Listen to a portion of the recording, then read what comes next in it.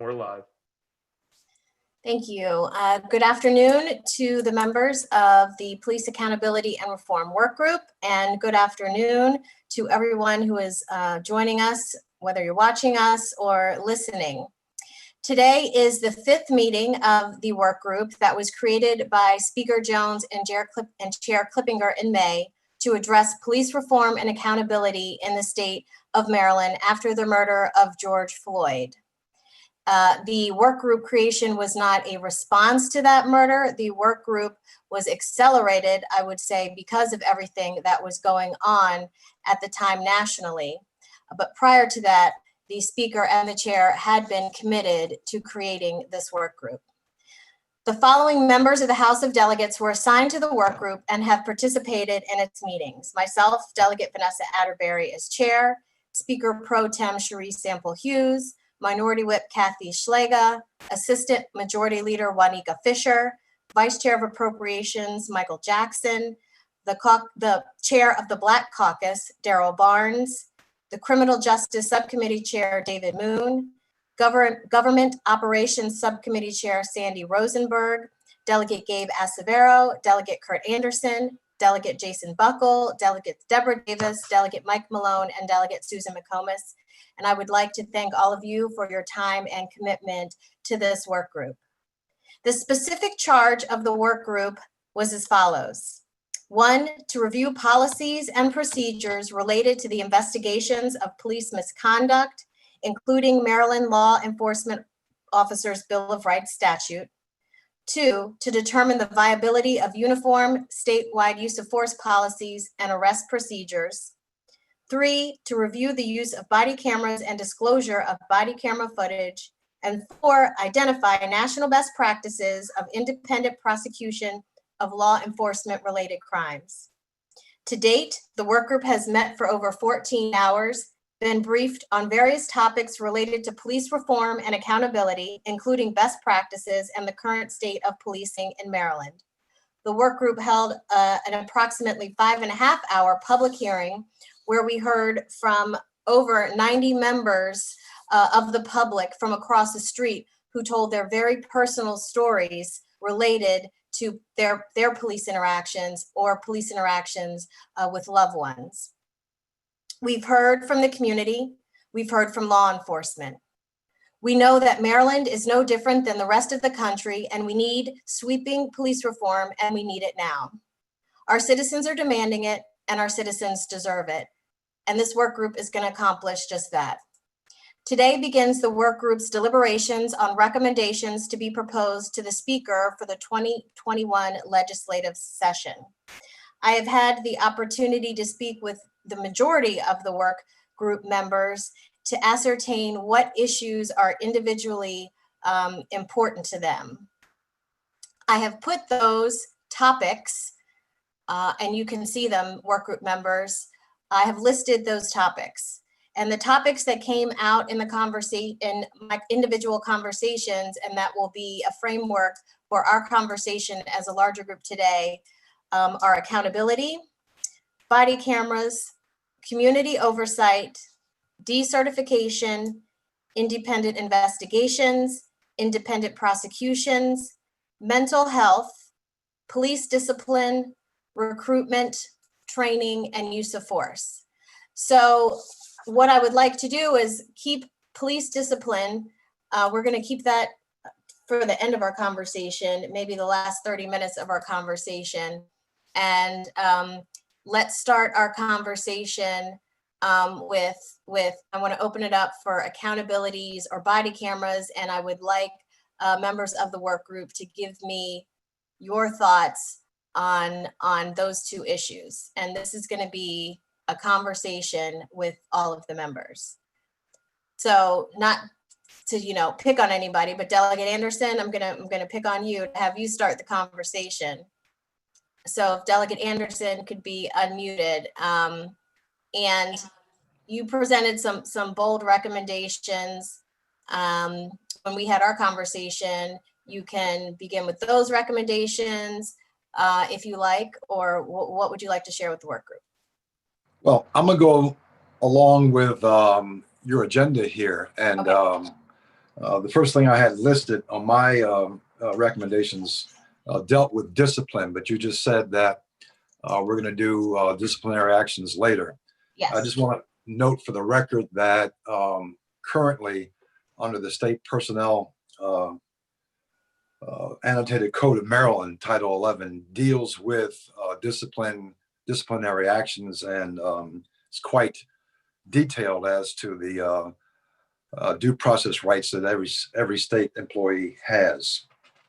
But getting back to your list, let me go over the idea that the investigations for situations where police are involved in seriously bodily harm or the death of citizens of the state of Maryland, I thought it was appropriate to create a totally independent unit within the Office of the Attorney General that investigates, where indicated, and prosecutes situations involving homicides and cases of seriously bodily harm. When we had the ACLU on, they said about 20 people a year die after having encountered police in Maryland. That's 20 people a year. And that we ought to have some agency or some investigatory body look into this, independent of the state's attorney, independent of that particular jurisdiction's police force, and looking at the Office of the Attorney General. I think that is best equipped to handle it with a very small additional infusion of money for that office. A fiscal analysis shows that three new attorneys, and as well as 5 investigators, would probably cost a little less than $1 million a year. And the suggestion from the Office of the Public Defender back in our September the 17th meeting is a good one, and that is that these investigators be hired from the ranks of police murder detectives who have done this in the past and who have perhaps are looking towards retirement. So my first suggestion there is to have a completely independent body, the Office of the Attorney General, with a separate unit in that office that does only this: investigates situations with police officers charged or accused of seriously bodily harm or murder to other folks. Did you want to interrupt me? I'm sorry. No, no, go ahead. Okay, all right. Secondly, I think everybody in the task force agrees, including the memo that we got yesterday or the day before from the sheriffs and chiefs, that all police agencies, every single police agency in the state, should equip their patrol officers with body-worn cameras. We can then instruct the Maryland Police Training and Standards Commission to implement protocols for when the cameras are to be turned on and off, how much time the data from the cameras to be stored, and who has access to that data. There are currently models of how this should be done already in Maryland, with Baltimore Police, the Montgomery County Police, Howard County, and Prince George's County Police all have different ways right now as to when the cameras are turned on and off, how long the data is stored, who has access to that data, how the public gets access to that data. So I think that right now, unless we want to set up a small subgroup to deal with specifics as to how the data is distributed, it probably may be left better to the Maryland Police Training and Standards Commission, which includes, by the way, civilian members, as well as police officers who do this every day. The use of force standard is not, I think, not just a statewide use of force standard is necessary. We need a statewide use of force statute, something that's in the law that says this is the bright line of what we do as police officers and what we don't do, so that it's clear that it's not just a suggestion. It's not just something that you should do if it's unavoidable. This is the bright line standard. And I'd like to point to the standard that exists now within the Baltimore City Police Department. It's an 11-page document. You can get it online. I think last time we spoke, I gave you a link to it. But basically, the Baltimore City Use of Force Standard is a result of nationwide best practices suggestions with input from the United States Department of Justice, the United States District Court, the Baltimore Police Department, the Baltimore Police FOP Lodge, and of course, many, many community organizations. It has detailed parameters for the use of force, definitions of deadly force, including chokeholds, and the duty to intervene and de-escalation. And again, those listening can go to baltimorepolice.org/1115-use-force. Or you could just Google Baltimore Police Use of Force if you want to see the entire 11-page document. Kurt, I will just, Delegate Anderson, excuse me, interrupt you just for 2 seconds, just to say that everybody in the work group should have received that link with that document. Okay, I'm sorry. Thank you. The next one on my list was something that we tried to get done in 2016 and didn't have the votes to do it. I think we probably have the votes this time, and that is to require periodic mental health evaluations or mental health assessments, whatever the terminology is that we want to use. An evaluation is slightly different than an assessment. An evaluation gives you an idea as to where the officer is. An assessment probably gives you a better idea as to what needs to be done in order to get him to where he is. But they should be periodic. Right now, the only requirements are that a person have a mental health evaluation first coming onto the job as a police officer. You have to pass your mental health evaluation. And then in many jurisdictions, you have an evaluation after some traumatic incident occurs that you are a witness to or that you were involved in. And some of those may occur on a regular basis, but in many cases, most officers don't have the ability or the benefit of a mental health evaluation on a regular basis, like once every 2 years, once every 3 years. I think the period of time we could decide upon after having talked with mental health professionals in the area. I mean, we require police officers to qualify every year with their handgun. So I think that we also want to be able to make sure that their mental health status is good as well, since these officers are carrying guns. One of the things I thought was extremely important was the increase in minority recruitment for the police departments across the state. A lot of times you hear that, well, we couldn't find enough African Americans or we couldn't find enough Hispanics. The pool just isn't there. So to that end, I talked with the president of Morgan State University, which has a very robust ROTC program, Reserve Officers Training Corps, where students will get scholarships to go to college. And then after college is over, they're committed to being in the United States military for 2 to 4 years. Thousands of African-American students I know at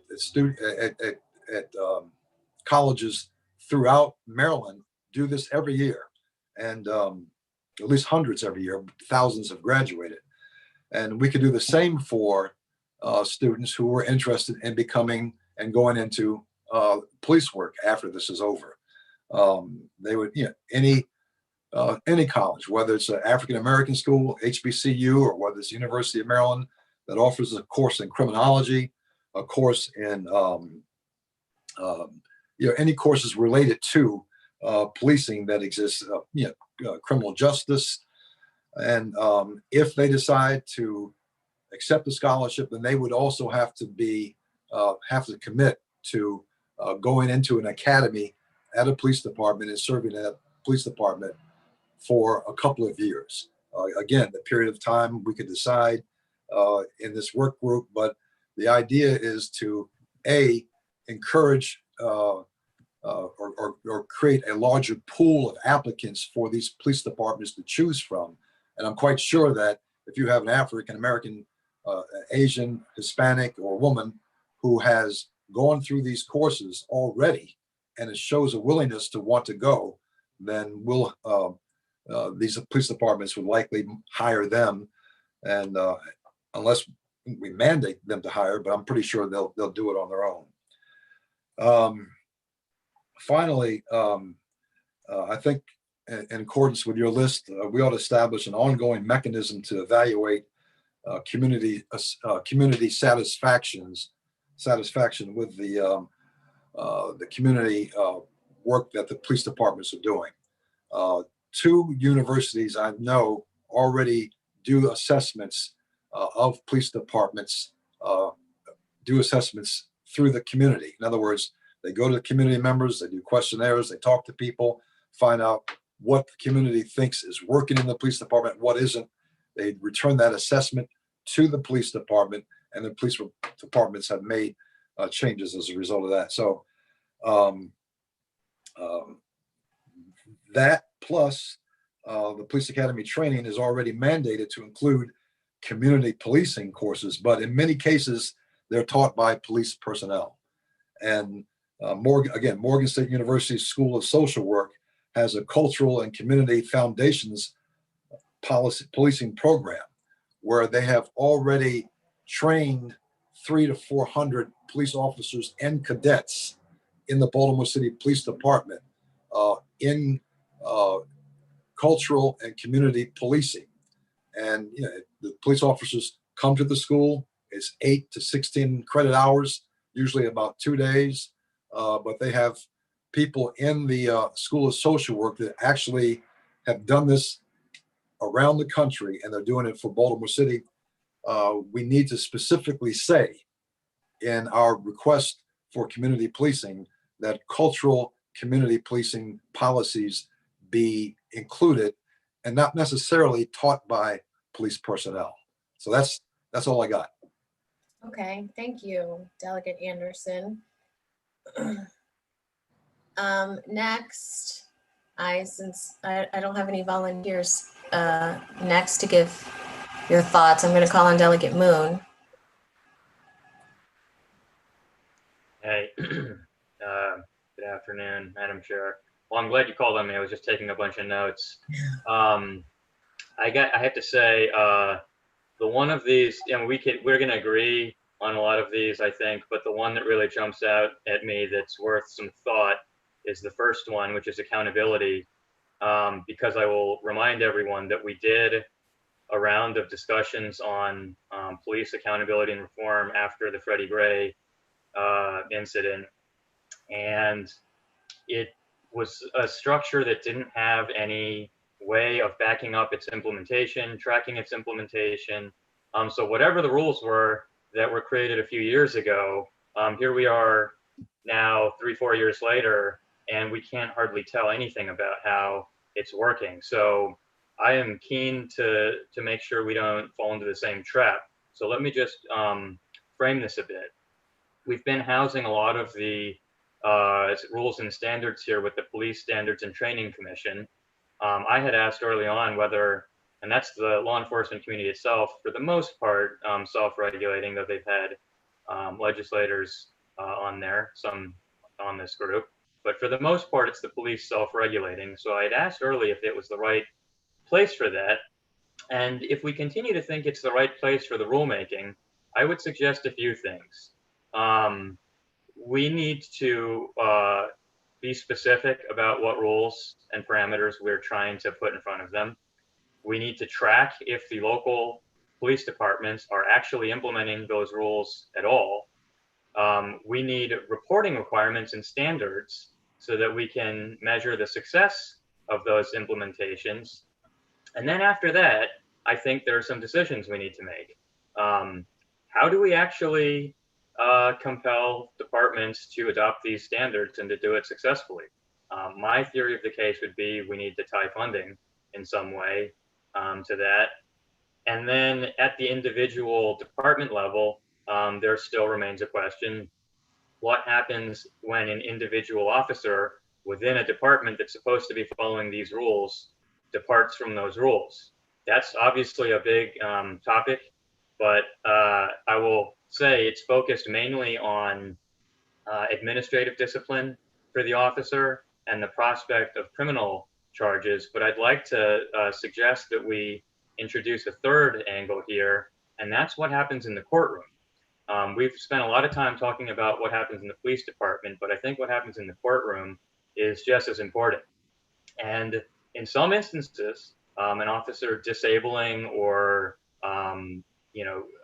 misusing a body camera, for example, I would suggest that there's evidence exclusion and rebuttable presumptions that might come in. So let me summarize again, I guess the thing that's at the top of my mind. How do we put our input into the new rules, track that they're actually being implemented by local departments, and then creating reporting standards to track the success of that implementation between departments? How do we compel the local departments to actually adopt those standards, probably funding? And what happens when an individual officer violates those policies that we set? I don't want to be silent on any of those five factors as we set these rules up, because I think that's the glue that makes sure something is actually changing in the world. The other one I want to quickly touch on is with the body cameras. Obviously, I've been in the camp that we need to require them and that we shouldn't be silent on creating standards for them. Again, last time around, we had the Police Standards and Training Commission mostly create self-regulation standards for body cams. And I would suggest with the data we have now and the experience that we can be a little bit more specific. So questions I would offer, and you guys probably know how I feel on this. Obviously, when it's turned on and who gets access to the footage has been much debated. But I will, again, point to two additional topics that I think are very important.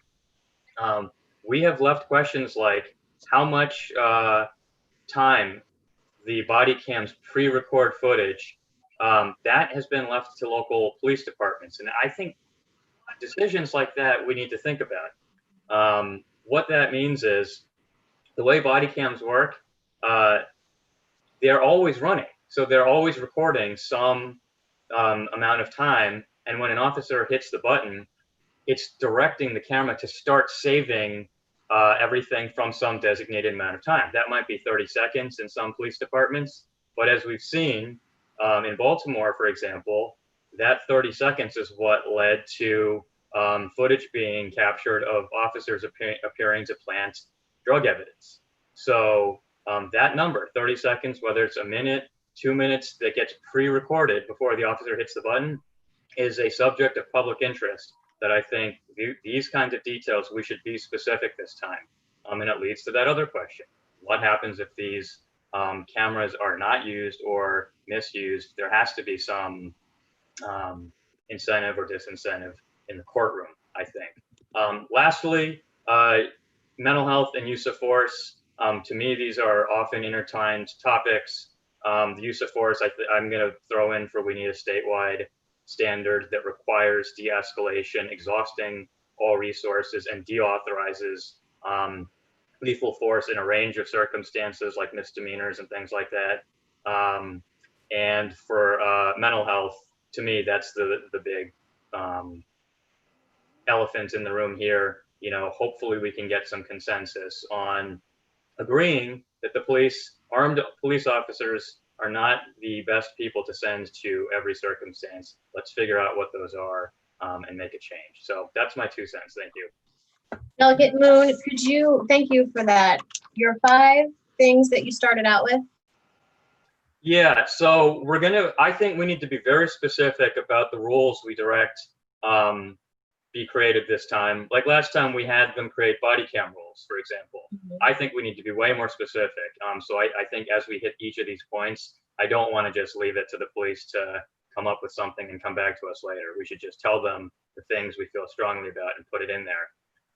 The other is we need some way of tracking which of the local police departments implement said rules, and we need a way to compel them to do that. And I think it's going to be through tying funding, probably in some way, to successful implementation of these statewide rules. The other ones I put on here are once we have these rules, once we ensure they're being implemented, we need to set up some standard for reporting the results of these rules, like just on police traffic stops and race, or use of SWAT teams, or police shootings. We've had wildly divergent ways police departments report things. I mean, unfounded rapes, right? They just label that completely different in different Maryland counties. So I think where appropriate, we should try to put clarity on exactly what data we want reported throughout all of this to make sure there's accountability and that we are able to say we did more than tell the police to create body cam rules. We can say this many departments have successfully implemented it, this many haven't, here's what it's looking like, here's how many misconduct cases were closed, that sort of thing. And then the big one, number 5, what happens when individual officers violate these policies? I think that's been, another one that we leave to the administrative discipline process, but I think there's a lot more to it than that, as I'm suggesting. Courtroom, criminal, and administrative. It's really 3 tracks. Okay, thank you, Delegate Moon, for sharing your thoughts on that. I'm gonna next move to Delegate Jackson. I know you're on the phone. I don't think you have video, but are you there, Delegate Jackson? Because accountability, when we spoke, was big for you as well. So do you want to comment on that? Yes, thank you, Madam Chair. Can you hear me? Yes. Okay, I apologize for not being able to be on camera today due to my work, but accountability is huge for me. Just a brief backdrop. I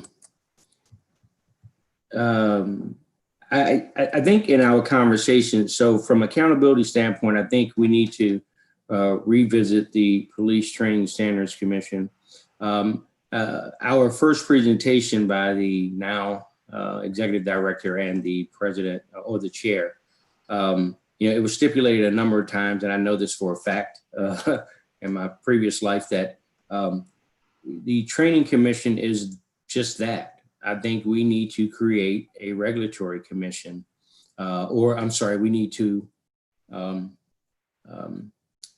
we need to have the Police Training Standards Commission become a regulatory commission.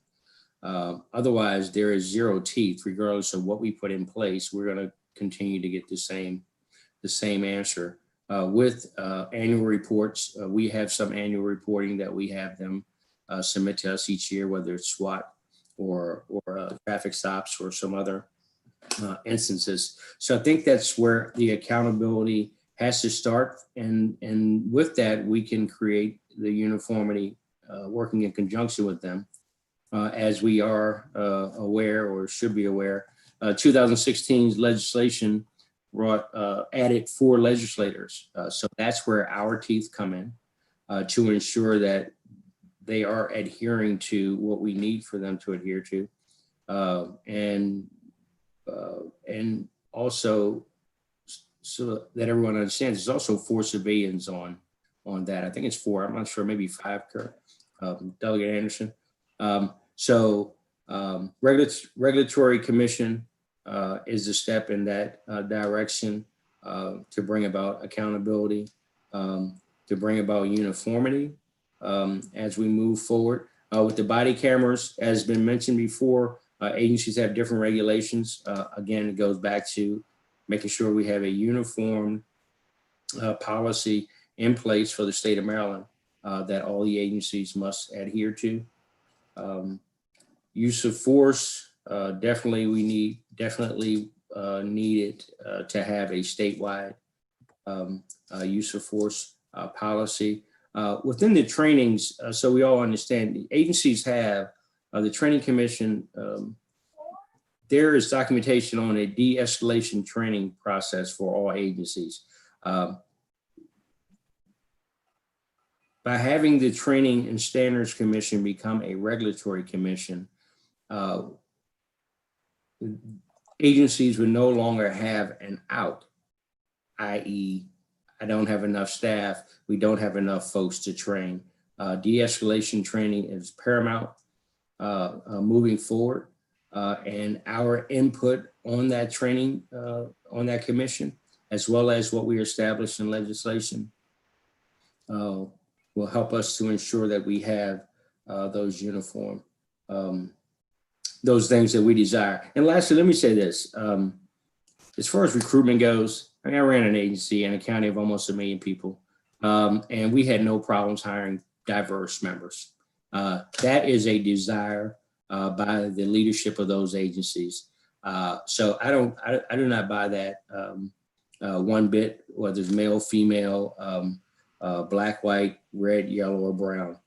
There are plenty of folks who would love to join this profession, but it starts with leadership, and we just have to demand that. And I'm sorry, it's not the last, Madam Chair, for trial boards. Again, we need to make sure that the agencies are advertising the fact that civilian participation on trial boards is possible. Right now, it goes to their publication that only folks that are in the public safety arena are aware of. So you need to make sure that information is put out. And 2016, we worked on the mental health piece with law enforcement officers for the assessment phase for them, periodic assessment phase. I agree with Delegate Anderson. I think that we're in the proper posture to ensure that takes place because the public deserves to have service from those who have the capacity to serve them. But accountability starts at the Regulatory Commission, which we set in legislation through Annapolis, and we sit on that commission. So that's where we start. Thank you. Thank you, Vice Chair Jackson. Delegate Fisher. Hi, Madam Chair. Can you hear me? Yes. Okay, perfect. I appreciate all of my colleagues' comments. I pretty much agree with many of them, specifically with Delegate Moon's comments on making sure we create that accountability, and Delegate Anderson's comments on creating an actual use of force statute that our prosecutors can use, and that there's a standard language of use of force. I know that Delegate Davis and Delegate Alonzo Washington, both proposed different use of force statutes last year. Let me start with my base, and then I'll go, and then you can cut me off, Madam Chair, when you think is appropriate. Okay.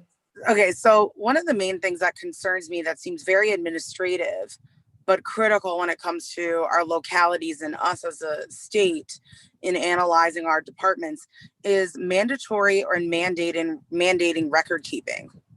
It astonishes me throughout the various departments we have throughout the state, their accounts of use of force, the record keeping, and the filing. And I understand that we have small municipalities out there that have 5 officers, whatever have you. They need to keep records that we can go towards. It's very, very frustrating with that. I think a conversation may have to occur with you, Vice Chairman Jackson, and appropriations on the actual money and I don't know if a statewide system of record keeping would be prudent, but I do think that it is crazy that these departments basically, you can't even begin to have accountability or see where you are without record keeping. So that's like my floor thing. The other thing is, I've been really thinking about what the public expects and what I expect when it comes to death and bodily injury, because it's not just, the 20 people we lose a year, that actually die at the hands of police. It's also the pocket of serious bodily injury and the amount of taxpayer money that is going out to pay out these settlements. And I think you really have to look at the LEOBR and dismantle it. When I was going through, and I'm still weeding through the statute as a whole, I mean, even just in 31-04 under investigation, it's so vague on who an appropriate person is when it comes to the actual notice of an investigation. I mean, the statute of limitations that's given when it comes to misconduct in office, that you only have that year to report. And what's interesting as well is that the LEOBR actually prevents us creating a standardized time frame on investigations. So let's say, you know, I have a bad interaction with law enforcement. I've received bodily injury, or a loved one is dead. There is nothing in our law that says that that investigation has to be done within 90 days. Nothing. There is nothing that gives the public a sense, no matter where they live throughout Maryland, that their case and that their issue is going to be handled in an appropriate way. And a lot of that has to deal with the LEOBR, the requirements around notice, the fact that you only give the other person the full investigation 10 days before a hearing is even booked, and a hearing can be booked at any time. There's no qualification on time when the hearing's actually booked. I think it's very, very problematic for us, and I would implore this committee to take a serious look. The other thing that I wanted to talk about was independent investigations, which I think are critical. I did not agree with everything that we heard throughout our presentations, but one thing I can highlight that I do agree with is I don't think a body should be investigating itself, and then that's the evidence that's used, whether it's in a criminal setting with the grand jury, or in the departmental internal affairs setting when it comes to the what's it called, the word, I forgot the word now, but like the punishment or the ramifications within the department. I really think that I agree with Delegate Anderson about creating a body that does these definitely for serious bodily injury and for death, an independent investigation. And I think we have to help unchain our localities, and that comes with the LEOBR as well, and to allow them, if they would like, to have a more robust independent investigation for any type of complaint, right? Sexual assault, he called me the N-word. You know, I've had in my own district, I had an undocumented woman raped by a police officer, right? So it's not just the death and serious bodily injury, but, you know, I'm also an understanding of like political bandwidth. And I think we also want to make sure we can unchain our localities who want to take things a step further. The other thing that I will definitely talk about is two pieces of legislation that I think are critical. Delegate Barron's MPIA legislation, Delegate Acevero, who I'm sure will talk about it himself, on Anton's law.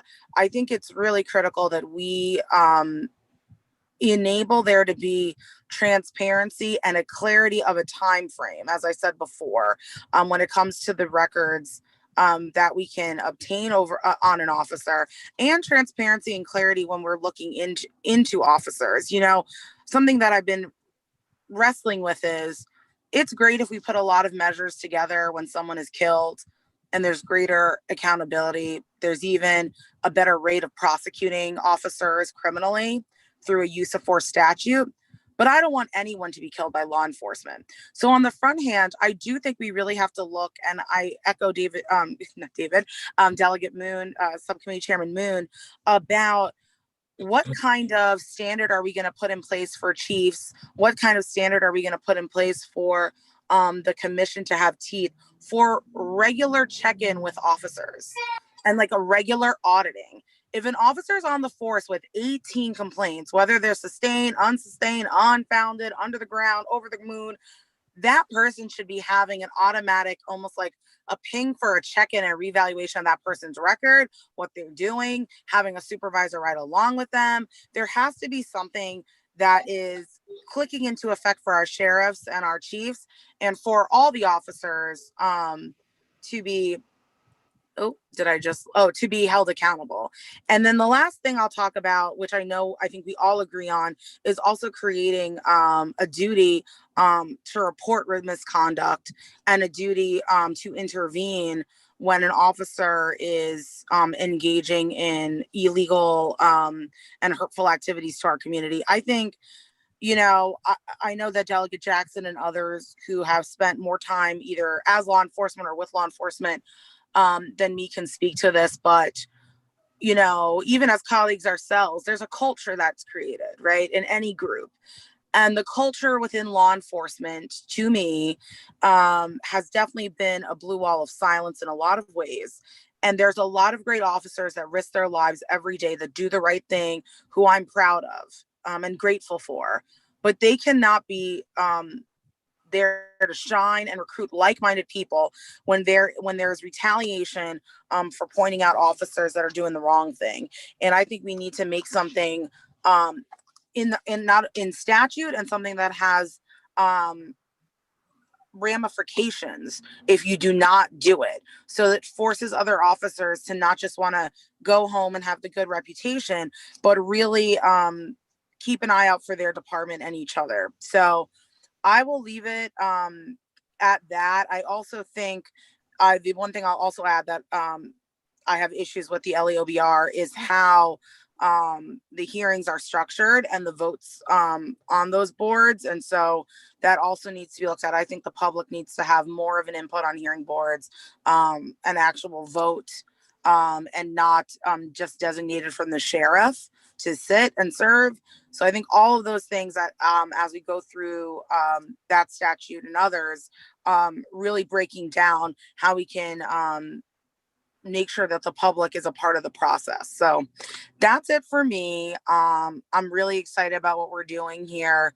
And yeah, I think that that's going to be a great place to start. Thank you, Delegate Fisher. Next, Delegate Buckle.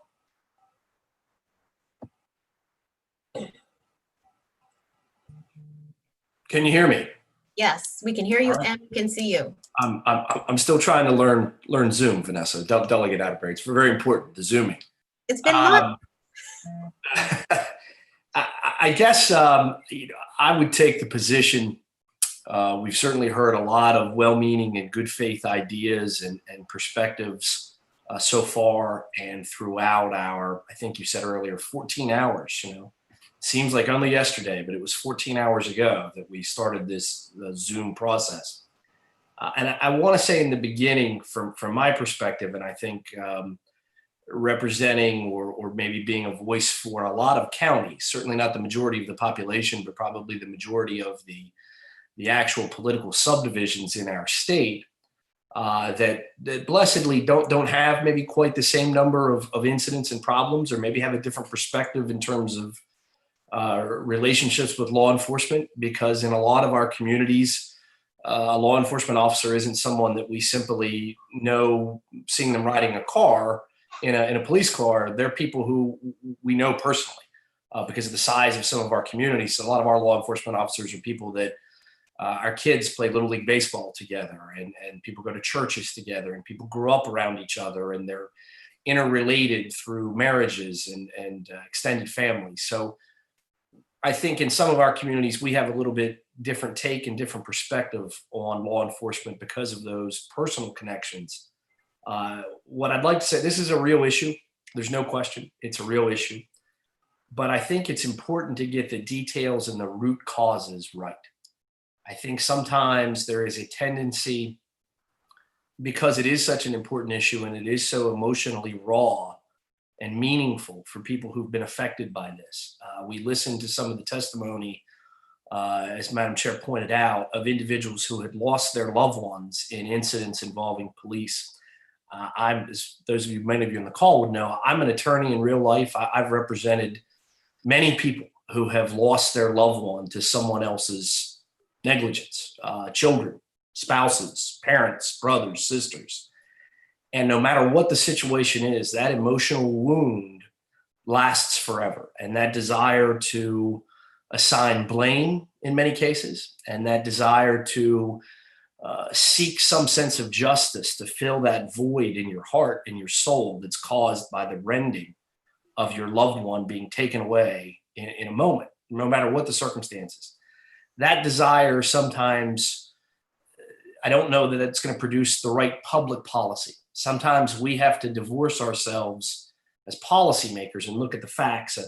My very good friend from Baltimore City, who has devoted so much of his career as a public servant to these issues, to the judicial issues, to police issues, to criminal law issues, mentioned something in the beginning of his remarks that was jarring to me. He said we had 20 deaths in last year, 20 people killed by police in Maryland. And, I looked that up. We may be dealing from different data sets. I just looked it up with the Washington Post. I hope you don't tell any of my Republican constituents that I'm relying on the Washington Post for my factual data, but I think they do a pretty damn good job, quite frankly, with those types of things. And what they seem to be saying is that in 2019, there were 19 deaths from incidents with police in Maryland, but almost all of them involved incidents where the individual who was killed had a weapon, whether they had a gun, whether they had a knife, whether they were driving a vehicle at or believed to be driving a vehicle at police or someone else. There appears to be only one situation that they've indicated in their review, their journalistic review, of where a person of color was killed in an incident with police that was unarmed, and there doesn't seem to be any rational inference that perhaps was dangerous or violent or had the capacity to harm the police or others. I think it's important to look at that. That one person, that's a tragedy, that's a disaster. But if that's what it is, if it is that one person, then we have to look at what does that mean for public policy. I don't want to waste too much time. I won't go through everything on your list, Madam Chair, because I know you said next week, and these conversations will evolve for several weeks. But simply to respond in a way to some of what we've heard, I think body cameras is a wonderful opportunity for all of us to come together and come up with a compromise solution that fits the needs of every stakeholder in this conversation. We need to get them funded. Absolutely, the funding so that you can preserve the footage, the funding so that officers have them, so that they're working. I appreciate my friend from Tacoma Park's remarks about how I didn't know that they're always recording and that they have a pre-record preset to them. That's an interesting issue that I think deserves a little bit more investigation of what's rational and not. There's a lot of room to get those things compromised on. But the one thing that I don't want to do, I don't want to get into a situation where we're creating evidentiary rules or legalistic rules that would allow for the release of actual criminals who are convicted by a jury of their peers. Sometimes body cam footage isn't everything. It's very important, but it's not everything in terms of a decision of guilt or innocence or culpability. I don't want people who really committed crimes in our communities to get off or to be released because of a technicality with the technology. All of us that have used Zoom or whatever we've used for the last 7 months know this, right? Sometimes it doesn't work. Despite the best intentions of God and man, sometimes the technology just doesn't work. And I don't want to create anything that would allow loopholes for criminals because the technology doesn't work. Turn to individual investigations or prosecution issue. I'm wary about that, to be honest with you. I can see the logic of saying, gee, why would we let someone's own individual department investigate them? Isn't there a slight perception at a minimum of bias there? But I'm wary because, we heard concerns from perspectives as varied as conservative, small, rural county elected sheriffs who said, hey, we don't want to do that. We think we can conduct these investigations. We heard very similar concerns from elected, large urban jurisdiction Democratic state's attorneys, like from Baltimore City and Prince George's County, who said, we don't want you to take away any of our ability to control the investigation and the prosecution of police misconduct. We are elected to do that. We think we can do that. We're accountable. Sometimes I think as legislators, when we hear all those different scopes of the issue, different perspectives singing from the same hymnal, maybe we should step back for a minute and think there's something to that. But I'm interested in the conversation as it goes forward. I don't think I would be in favor of vesting that authority within the Attorney General's office, because I think the Attorney General's office inherently, just like our offices and even the elected sheriffs and state's attorneys, is so inherently political and is sometimes so divorced from just the straight practice of law that it would always lead to conflict and controversy. If we're going to do it, there are people within the state police, within the state prosecutors, there's other independent ways we could look at it, but I'm wary of that. Next to finally, the use of force, the devil is in the details. The devil's in the details. If we want to have a use of force statute, rather than rely on case law, Supreme Court precedent as to what defines an officer can and can't do in a given situation, then we really, really have to workshop the heck out of that language through a legal framework from an officer's framework. Because I think I said this in response to one of the prior hearings. You can't legislate or micromanage a fight. You can't. When an individual, I don't know how many of you have been involved in physical fights. I've mentioned before, I've been involved, unfortunately, in a couple of situations where an individual had a knife or a weapon and was fighting and was hurting other people and might have hurt me. You can't legislate that and say, well, from 5,000 miles away 5 years ago, I said, you can't hit them with this maneuver. You can't use that maneuver. That's illogical, and it would create its own problems. But what I am open to looking at is language that if we can create an objective standard, that's a key word, objective. Would an objective officer, when confronted with this situation, or an objective human being, the heck with officer, confronted with this situation, would it have been reasonable for her or him to use the level of force that they used in this case? If the answer to that question is no, then that's excessive force, and that has its own panoply of penalties, administrative and potentially criminal. If the answer to that question is yes, if it was you or me or an objective person that believed that they were fighting in self-defense or to protect others, and given the physicalities of the people involved, if they would have done that maneuver or used that implement, then I don't think we can take that away from them from Annapolis, from on high. And finally, again, we got a lot of other issues to go through, but I want to be respectful of everyone's time. With respect to the law enforcement officers' Bill of Rights, I have one it's not meant to be flippant at all.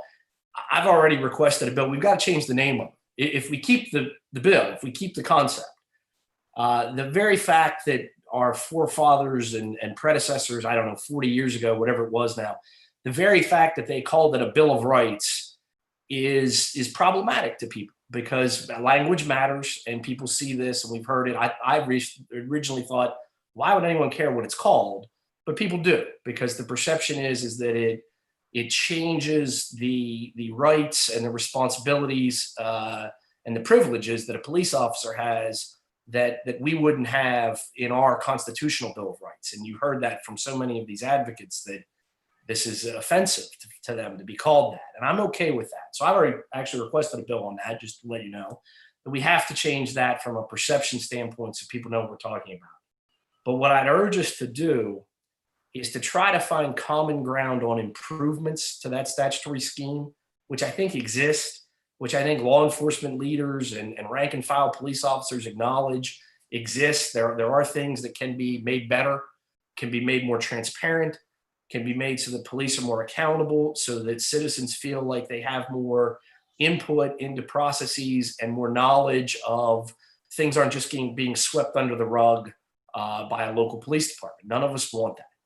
And so I think there are reforms there, and some of them Delegate Anderson and others hinted at, that can make a lot of sense. But I would urge us to not just go with the wholesale rejection of the concept, because, I was taught in law school once that the law of unintended consequences is absolute and brutal.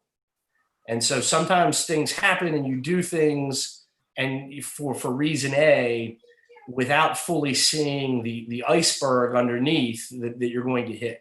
And I think if we were to wholly reject and just repeal LEOBR immediately it's October, session's coming in January, we've got COVID-19. We all know that this is an odd time in our legislative work. I think if we were to do that without giving the time to build up a full system of whether it's collective bargaining, whether it's other statutory disciplinary procedures, whether it's case law, that really says this is what you can and can't do absent LEOBR protections. If we just throw the baby out, the law of unintended consequences will be absolute and brutal. And so I hope that we consider that. Thank you. And I've enjoyed working with all of you, and will again, I guess, for another week or a month or however long Delegate Atterbury lets me. Thank you, Delegate Buckle. Now we're going to move on to Delegate Schlega. Then I'm going to call on Delegate Acevero, and then circle back to Delegate Anderson, who I asked, and you did what I said. So thank you, to hold off on LEOBR, but I know you have some thoughts on that too. Delegate Schlega. Thank you. Thanks, Madam Chair, for hosting this and this good discussion that we're having. Body cameras, I'm going to kind of go down the list that you have here before us on the agenda. Are you talking about increasing funding to law enforcement, like bolstering that? Because I know Harper County specifically has wanted to increase body camera availability for their officers, but the money just isn't there. Is that part of what we're talking about, Madam Chair? So I think our decision is going to have to be, or our recommendation, whether we say we should mandate body cameras or not mandate body cameras. And then, as Delegate Fisher said, work with appropriations to figure out, if there's any money for that, or how that could happen. There is, I should let folks who don't know and folks who are listening in know that there is another work group that is specifically working on body camera issues and release of the footage of body cameras. So I think for our purposes, for this work group, the question is, should everybody have body cameras? And, I've gotten the same thing from Howard County out here. We don't have any money for it. So that is something that I don't know that this particular work group is going to figure out, but that's an issue. Okay, and I would just, chime in, if we're going to mandate cameras, we better mandate some money to go with it, because I think, like Howard County, other counties would have wanted to do this. And I'm glad to hear you have another work group working on body camera footage. I was fortunate to attend the Baltimore County Police Training Academy.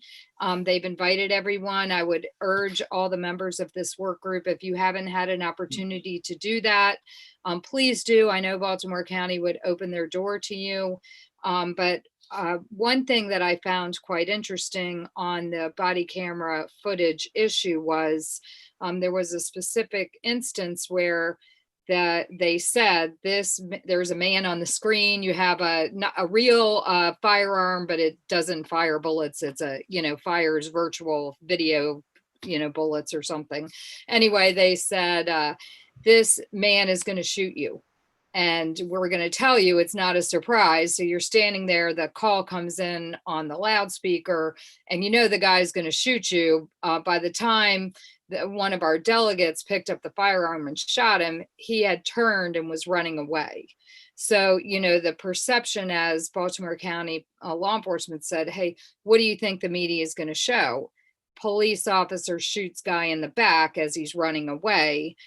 So I want to make sure that we're also talking about interpretation of the video, because, certainly that was a real life, not a real life, that was a video of what could have been a real life. And obviously it was defense and not aggression, just shooting someone as they were, quote, running away. So thank you, Madam Chair. I'm glad somebody's working on that very issue.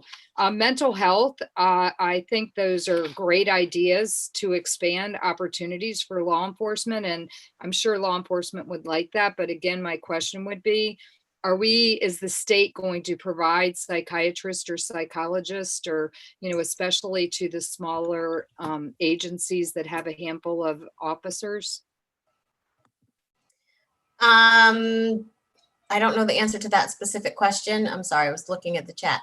Is the state going to provide? Well, I would imagine the police departments would have to get those mental health professionals out of their budgets, out of their own operating budgets. Okay. All right. Again, I would imagine if the state were willing to help fund that, because we think it's a priority and we want to make sure that law enforcement officers are, getting a mental health checkup, that if we could help provide that funding, I think it would be great. I would reiterate Delegate Buckles' concern about the AG's office being political. I'll just say Brian Frosch sues President Donald Trump any opportunity that he can. So, that is clearly a political office, and I understand where the work group's trying to get with that, but my opinion would be the AG's office may not be the best place. And recruitment, I think you would hear every law enforcement agency across the state is struggling with recruitment. Delegate Anderson, great idea to offer some kind of scholarships, loan repayment. Again, those local law enforcement would come back to us and say, that's great, we love it. How are we going to pay for it? So sounds like we need to increase funding for law enforcement, and I'm okay with that. And then finally, I would just address Delegate Fisher talked about the quote, blue wall of silence.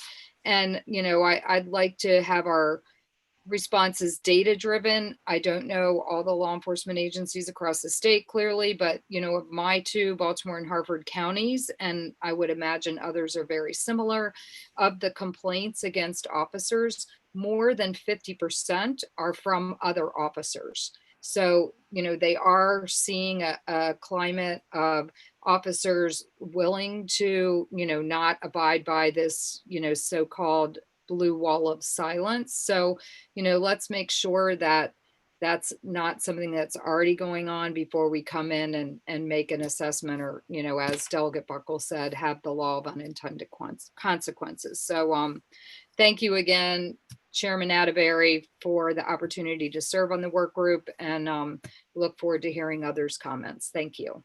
Thank you. Thank you, Delegate Schlega. I'm going to circle back to Delegate Anderson for comments that you might have.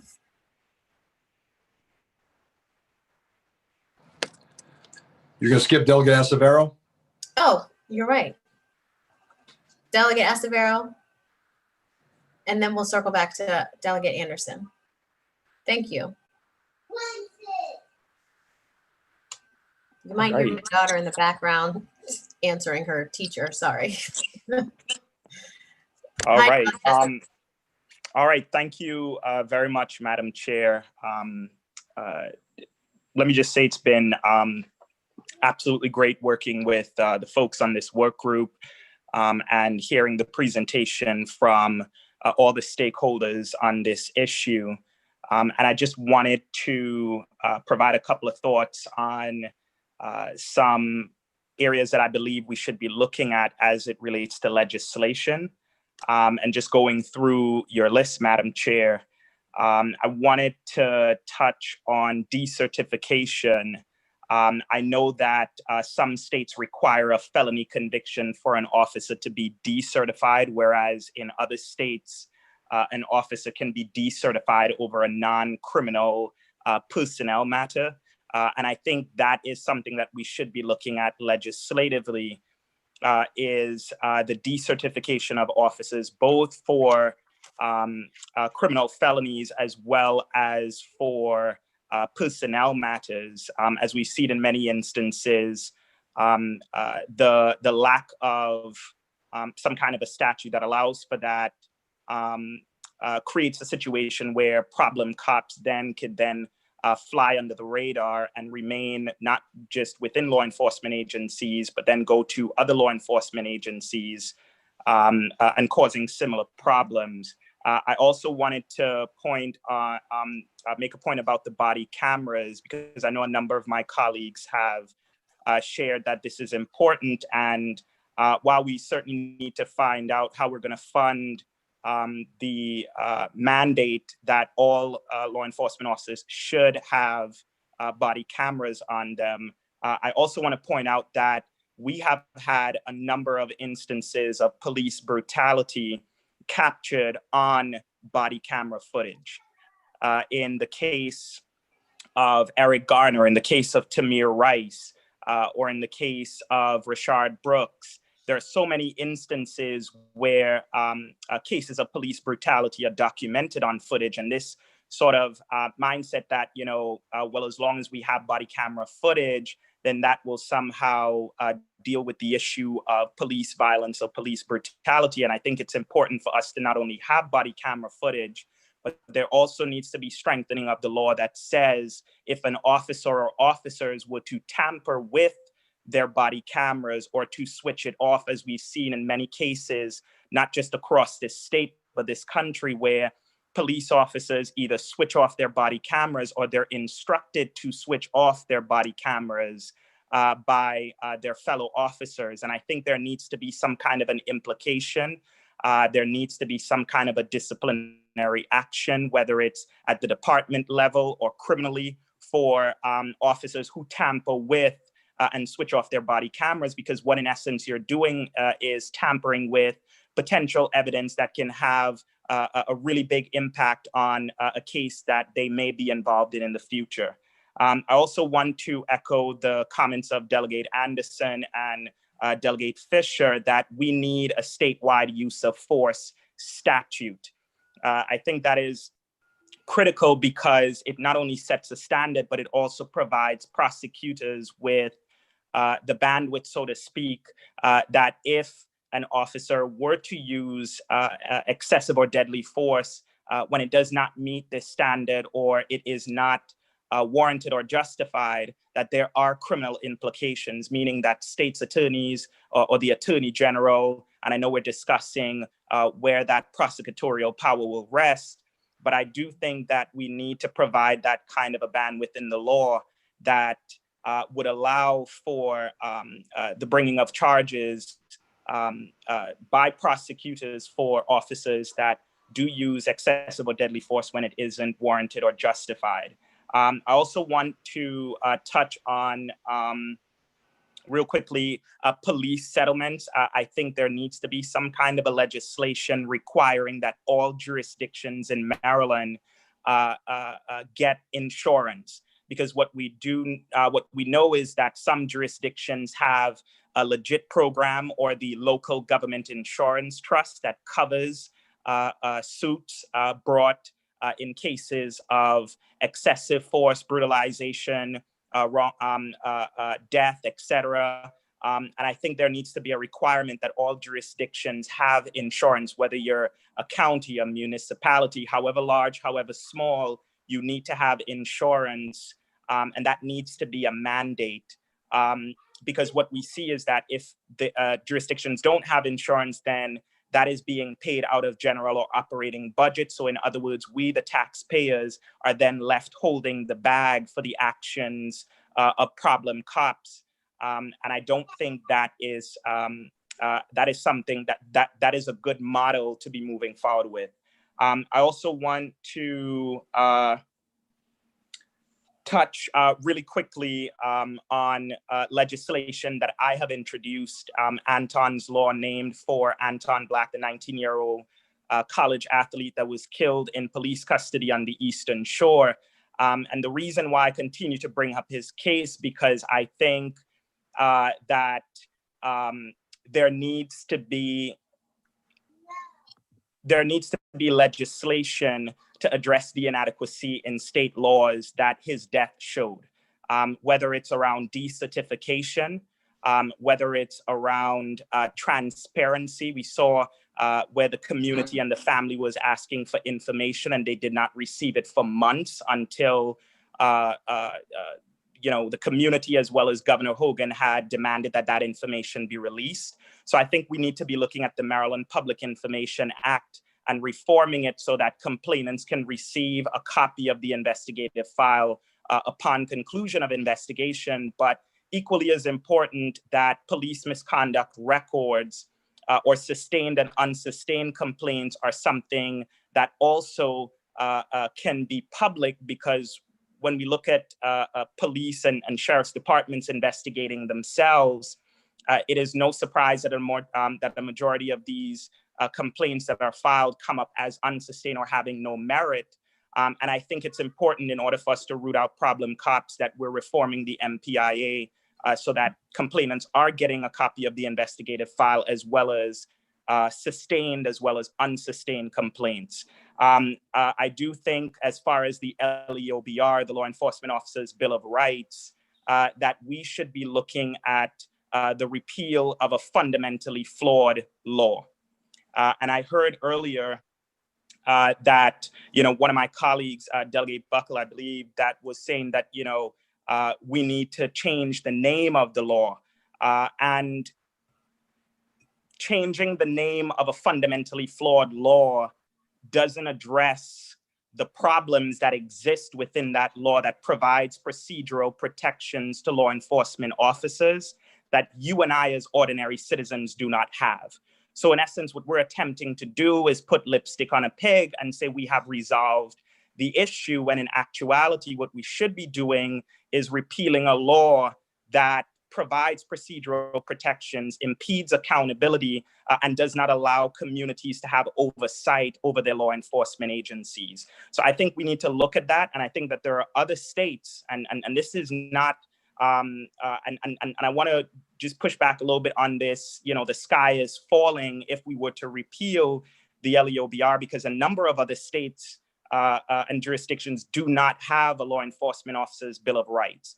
What we have the opportunity here is to figure out what kind of a process that we want, and removing impediments to building trust between communities and law enforcement that serves them. And the LEOBR is not the only, but the biggest impediment to that. And we shouldn't be trying to put lipstick on a pig and change the name of a fundamentally flawed law, but repeal it, understanding that it would empower our communities and allow for greater trust and transparency.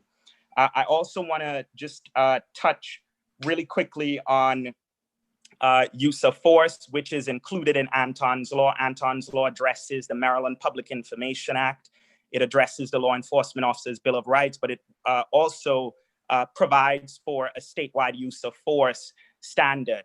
And I think that is the right direction that we need to be heading in, if that means having a discussion on how we build on Anton's Law or improve it. But I do think we need to be looking at those areas in particular. And just lastly, because it was mentioned, and I think it's something that we need to push back on, because it's particularly dangerous that somehow in cases of police or interactions with law enforcement, if the suspect or victim was armed, that he, she, or they somehow,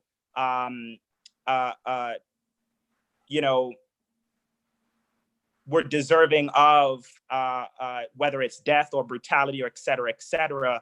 And I just want to make clear that there is, and there shouldn't be, rather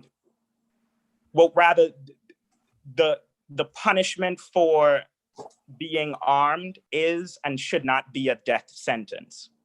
If we're talking about the Second Amendment's rights and the right for people to bear arms, and if you are armed, that is not a cause or a grounds for someone extrajudicially executing you without you having a day in court. And as we've seen in cases of police killings, you have had some victims who were had the proper licensing to carry, and were even members of the NRA, as we saw in the case of, I believe, Philando Castillo, who was licensed to carry. And so this idea that somehow if a suspect was armed, or someone here that they were armed, that somehow the case is closed, the punishment for being armed is not and should not be a death sentence. And so we have to push back on this kind of in my opinion, this dangerous mindset that somehow if someone is armed, then the police or law enforcement is justified in whatever force they use. And we've seen in many cases where people have been armed and law enforcement has exemplified discretion, right, with certain people. But when it comes to others, we see a certain force that is used disproportionately.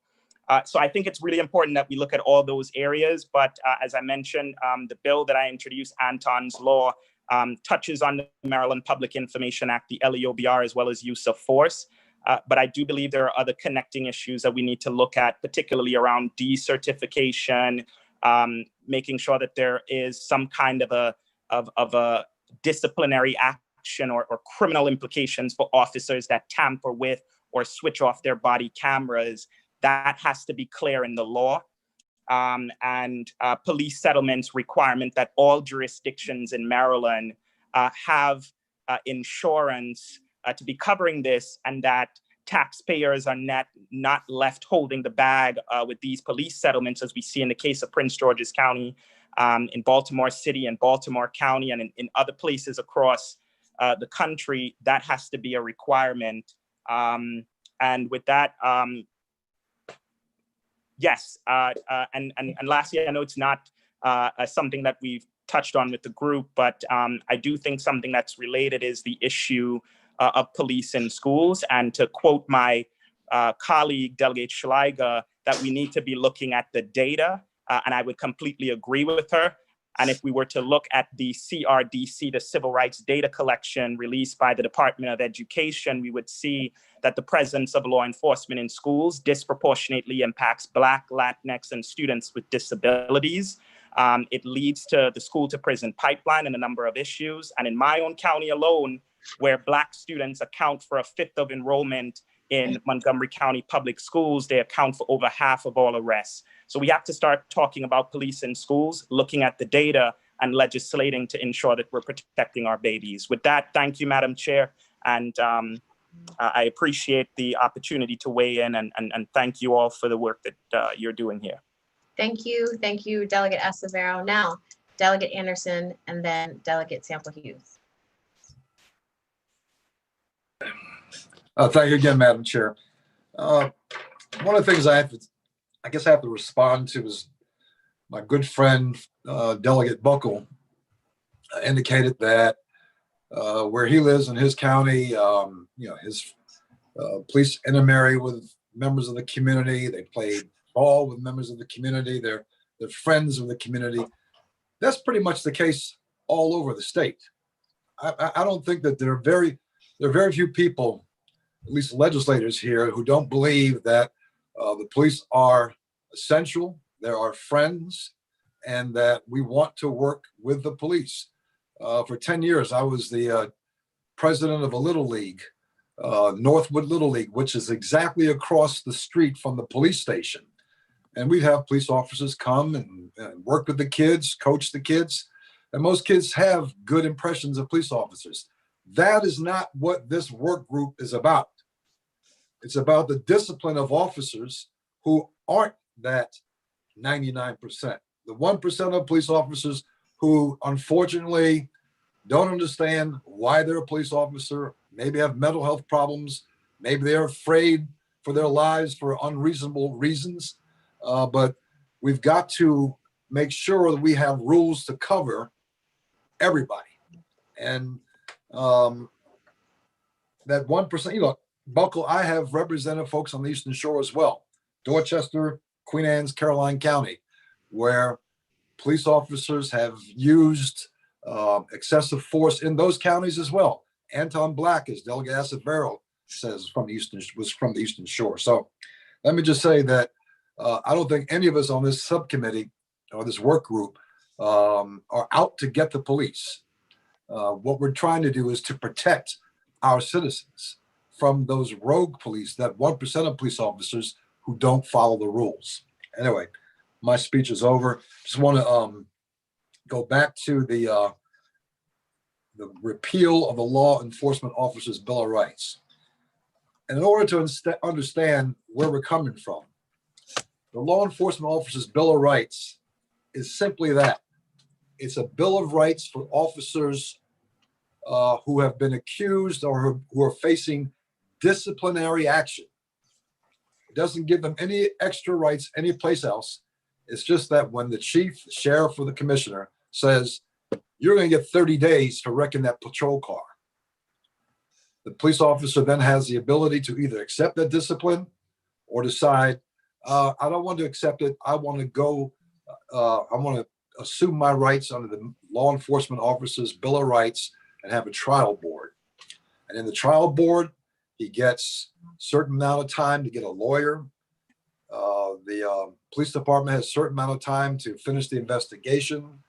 The officer has a certain number of days to get his case ready. If he doesn't like the decision of the trial board, he has a certain number of days to file an appeal. Those are all administrative remedies because of the due process of law in our Constitution. Every citizen in the state of Maryland, or at least every employee in the state of Maryland, has exactly those same rights. But we don't call it the trash collector's Bill of Rights, or we don't call it the accountant's Bill of Rights. It's basically in the state and personnel article, Title 11, under disciplinary action. And virtually the same type of rights that exist for officers under the LAOBR already exist in Title 11 of the state personnel article. You have time to, anybody who wants to discipline you has to do it within a certain period of time. I think it's 45 days. If you don't like the discipline, you can appeal it. In some cases to your secretary, or in some cases to the Office of Administrative Hearings. You have 30 days to file that. Once they render their decision, if you don't like their decision, you can file an appeal to the circuit court in which this action occurred. And in many cases, if you don't like what the circuit court says, you can file an appeal to the Court of Special Appeals. So to say that that there needs to be a separate law enforcement officer's Bill of Rights for police officers, I think is not. You heard the chiefs and sheriffs talk about it. He said this is just for administrative purposes. So if we got rid of the LEOBR, the big question is, what do we replace it with? Well, the replacement product is already there.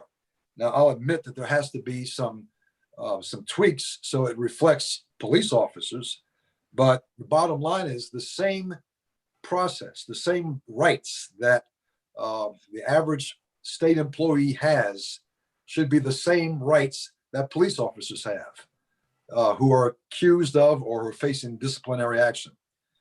And let me get this straight. This is only for officers facing disciplinary action. If an officer has committed a crime, a felony, the police chief already has and still has the right to remove him in many cases if if he's committed, if he's convicted. And if there's a situation where a police officer is accused or is involved with a murder, somehow someone dies as a result of the interaction with the police, that wouldn't even fall under administrative actions. That would go straight to the special prosecutor, the state's attorney, the attorney general, whoever's going to be doing it. So in terms of the law enforcement officer's Bill of Rights, I think Delegate Acevedo, we're not going to put lipstick on this pig. Okay, we're just going to get a different pig. if that's probably a poor choice of words, but but back to what Delegate Fisher said. Take a look, Delegate Fisher, at Title 11 State Personnel and Pensions, and you'll see the specific time frames for each stage of the hearings, whether it's the investigation, whether it's time frame for filing complaints, or whether it's the time frame for filing appeals. I think that we can sit down and make sure that what exists in state law now under Title 11 will fit for police officers as well. And Delegate Atterbury, I looked at the question that you raised. Will this create 146 different standards of discipline around the state for police officers? And I think that when we look at this, the one common denominator is that there is a chief, there is a sheriff, there is a commissioner who is ultimately responsible for making the decision. And they can actually set up trial boards under Title 11 if they want. But the bottom line is that it's still going to be a uniform process across the state. So Thank you very much for that, Madam Chair. Thank you, Delegate Anderson. And now we're going to hear from our Speaker Pro Tem, Delegate Sample Hughes, and then Delegate Rosenberg has some comments. Okay. Thank you, Madam Chair, and thank you all today again for being on this work group. It certainly has been insightful for me, particularly not being in the committee of jurisdiction that has a lot of this conversation on a daily basis. So therefore, it's really been eye-opening, and I've heard from constituents throughout the district and beyond.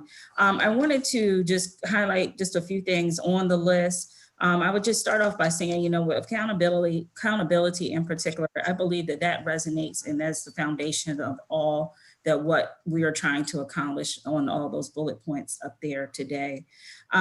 With regards to the Maryland Training Standards Commission, I think when we heard from them, I first immediately thought that they need some more teeth. And what that looks like, certainly that's continued dialogue that we're going to have. But when I heard specifically from the representatives, you know, talk about things that they try to put in place, and that law enforcement agencies can be somewhat reprimanded, but not truly reprimanded if in fact they did not follow through on some of the things that were being proposed, i.e. Community policing plan and some other things. And I wanted to say that I think that if we're going to have this, they need some more tools. They need some more tools in the sense of being able to hold law enforcement departments accountable. And so we can realize those laws that we have put in place and those policies that we put in place can really truly come to fruition and really be action oriented within the community. With regards to the community oversight, I know that we had enabling legislation for that to occur. But once again, our citizens are not really and truly aware of that. So my recommendation, and I've shared this with the chair, is that we have the vehicle of the Maryland Municipal League, as well as the Maryland Association of Counties, to be able to reiterate that this is available and get this out there to the public, and then really see the follow through within those municipalities and within the county governments, because our citizens should be aware of it. I believe that there should and can be community oversight.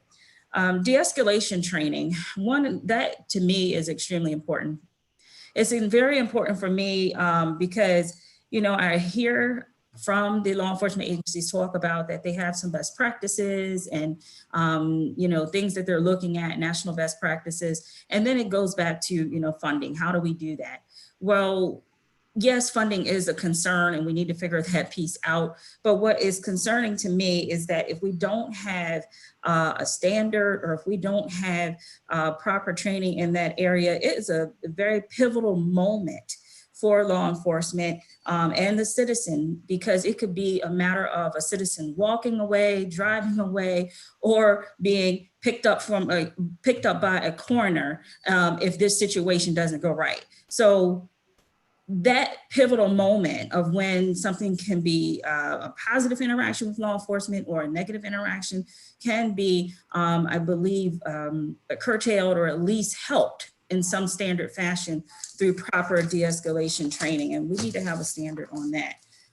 Yes, I am in favor of the body cameras. And I do certainly believe that, yes, there are times where interpretation and additional delving into the footage is necessary. And that's why we have, you know, people and should be able to look at that a little bit deeper. But again, we can't have some areas of the state equipped literally with the equipment to have body cameras and others not so much. Yes, again, that's a funding issue, and it very much needs to be put in place, because I think that and across the nation, we have had our eyes open through body footage cameras and be able to look and see what has occurred. Because otherwise, you know, truly some cases would not have been solved, and the mere fact they may not have intentionally have been solved through not having the access. I have a better appreciation for independent entity looking into cases. I had an issue in the district, And it was brought to my attention by the citizens that they had concerns with law enforcement entity in the district. And they didn't know who to turn to. So I, spoke with them, and they wanted to ensure that their safety and the fear that they have is validated, but they wanted to talk to an independent agency. While in this particular situation, no officer has been charged with anything of that nature, but I felt as though I needed to find that independent source. So I did go to the Attorney General. So just try to get some insight, what can be done and how this citizen and his daughter and his other loved ones could get that voice and get that moment to be able to be heard and to see if there needs to be a further investigation. So to that end, I think it's necessary. The last couple of things I'll mention is that mental health. Mental health, I believe, is extremely important. Our officers see so much. Case in point, just this past week and on the Eastern Shore, there was about 200 more arrests that occurred in Worcester County due to the event, H2I event that comes down. But just the mere fact that the level of aggression that has been a part of their daily work, there needs to be at least at some point some pivotal assessment that can be done. In Somerset County last week, we had an officer that discovered, unfortunately, his loved one hung himself, and he, went to the scene as in his law enforcement capacity, but certainly there's got to be some level of assessment as these officers are seeing a lot, having to deal with a lot. So we really need to look at how and when it is appropriate for them to have appropriate assessments to take place. And the last thing I'll say is that I do agree with my colleague with regards to incentivizing the recruitment process. I like that framework that, the military has used, and it certainly has bode well for people to be able to get their education, give back to the community, and really be truly in the trenches with what they love doing. And so I think that this certainly could be a positive look in the world of law enforcement, and to be able to diversify it at its given time. And in closing, a lot of these things that we're found that we have discussed and are discussing is certainly true indeed and need to be realized for the state of Maryland. And the mere fact that we have seen a lot of these policies in Anton's law, because that's near and dear to my heart. I met their family, and I know Delegate Acevedo brought it up earlier, but a lot of these things are within that proposal, and we need to really look at those with a keen eye, and so we can have that true accountability across the network. Thank you. Thank you, Madam Speaker Pro Tem. And now Delegate Rosenberg, then Delegate McComas, and finally Delegate Davis. So Delegate Rosenberg. Yes, thank you, Madam Chair. Several points, really following up at this point on what some others, some of our colleagues have said. Mr. Rosenberg, it's Debbie from Dr. Maneri. Sorry, getting a message. First, on an officer's duty to intervene, I would agree with Delegate Fisher that should be included in our work product. It could have been of real benefit for George Floyd, because there were other officers there when the one officer had his foot on his neck. So that, as an example, and there is precedent for that, perhaps in the consent decree with the Baltimore City Police Department, there may be a duty to intervene. Mental health, I agree that examining who should handle that, whether it should be some social work or mental health trained individual instead of the police, that would be preferable. And I'm glad to see that is on our agenda. Recruiting, yes, there is an existing excellent idea from Delegate Anderson. There's an existing loan assistance repayment program that we have in the state. And this would be, we could build on that program. It's the Janet Huffman Loan Assistance Repayment Program. And finally, moving LEOBR or the treatment of the police to Article 11 would be following Supreme Court precedent, because there's cases saying that both civilian government employees as well as police government employees are entitled to due process protections. I assume they're similar, if not identical. So I think it would be appropriate to do that in the existing law in Article 11. Thank you. Thank you, Delegate Rosenberg. Delegate McComas?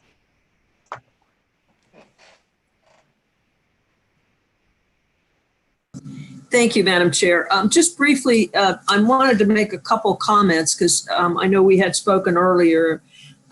Regarding the LEOBR, I think that, and just maybe say, okay, we'll switch it to Article 11 in this public employees. The concern is that police officers deal with deadly force, weapons. They deal with people that are can be very violent. And I think that if you can be killed, that kind of changes the dynamic than if you're going to be killed if you're, a clerk in a government office, or you're even in public works. And public works is certainly a little more dangerous than being a clerk. So I think that whatever we do with the LEOBR, I think we have to make sure that we provide sufficient protections for the police, and there will have to be exceptions to Article 11. We can't just say, okay, the police are going to get moved into Article 11. The issue regarding body cameras, and I think that Delegate Szeliga hit the nail on the head that there needs to be the money, but I will say that sometimes I've looked at some of the body camera things that have been in other, on the news and everything. And sometimes it's very confusing as to what happened, because you just see all this, moving around and struggling and everything. And I can't figure out who's on first and who's on second. So I'm not sure that they're the end all be all of everything. Now, regarding the independent investigations, I think that internal affairs a lot of times has been the investigator, and usually I think it's kind of common knowledge that the police, the regular police who are not part of internal affairs, are scared to death of internal affairs. So do we have a situation where if internal affairs is aware of something that they aren't investigating, have they proven to be incompetent? I don't believe that's so, but I don't know for a fact. So that might be something we might want to get more information on. Regarding independent prosecutions, I agree that the AG's office is probably not the proper venue. I don't necessarily think the state prosecutor, as suggested by our colleagues over in the Senate, is a good option. I think we really need to think long and hard how that's dealt with. Mental health, I just want to say that is very crucial and important, both for mental health, dealing with the folks that need help on the street that the police have to interact, but also for the police.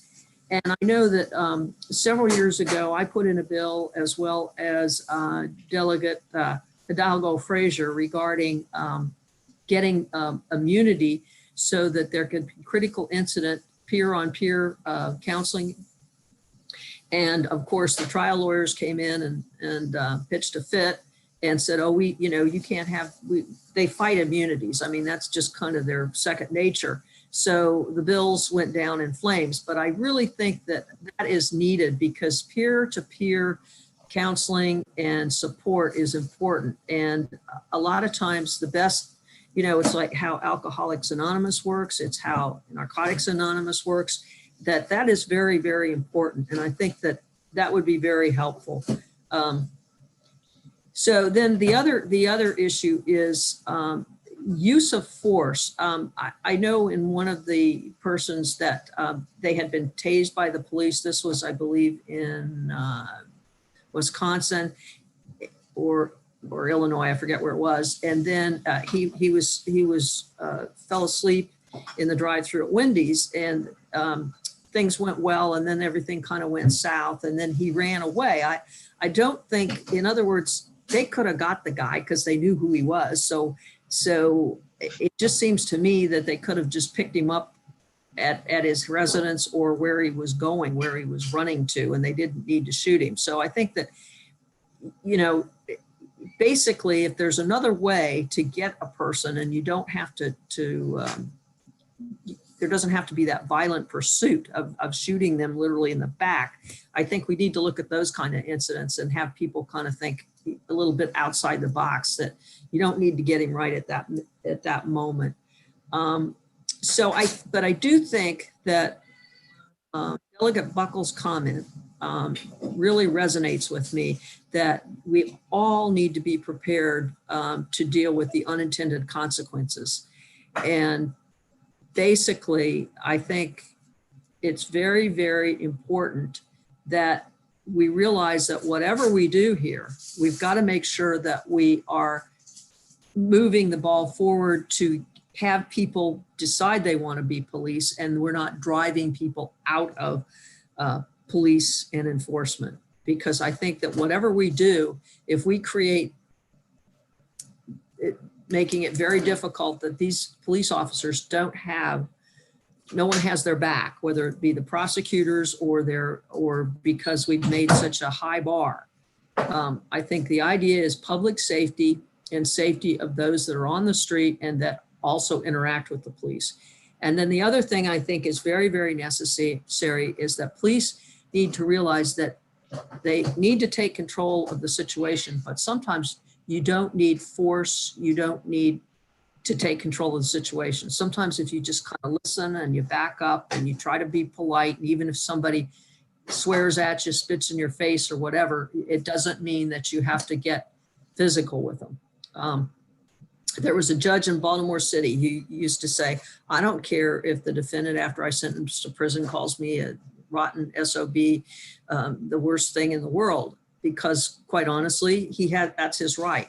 Now, I'm not saying that police have to do that, but I think that there has to be a little bit of tolerance and for them when they approach the public. If in other words, it's kind of like a dance. If the person gets a little snarky, if the police get snarky, it just escalates. So that's my suggestions. And I thank you, Madam Chair, for allowing me to kind of express some of my thoughts. Thank you. Thank you, Delegate McComas. And last but definitely not least, Delegate Deb Davis. There you go. You're on. You should be on. Okay. Thank you, Madam Chair. There is not a lot that I'd like to add at this point, but I would like to just weigh in on my support of a use of force statute, also with total repeal of LEOBR, and of course, a strong MPIA statute. We really need that.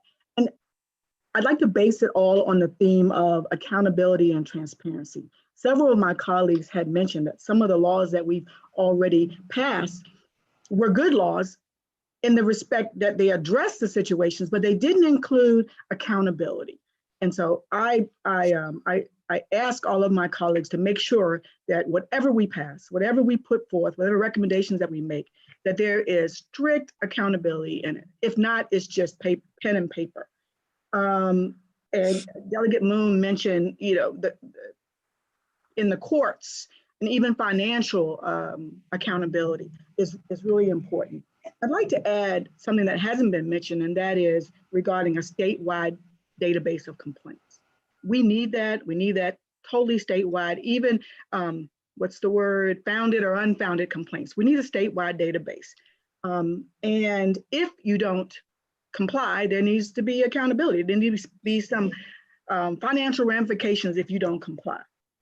One of my colleagues also mentioned about how the police officers are a member of the community and all that family stuff, but not all of us are policed by people that look like us, people who even live in our community.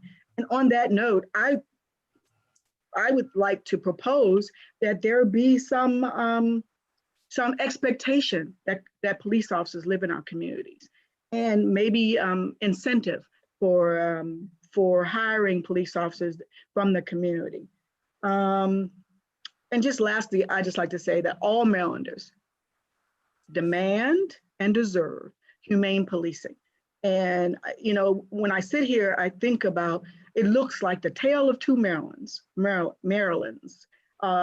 It seems as though, some communities understand it and feel it and can't sleep at night, and some communities want to explain it away. I can't explain it. I don't understand it, but I do know that the citizens in Maryland and across the country are demanding humane policing and demanding action, and we have no choice but to give it to them. Thank you. Thank you, Delegate Davis.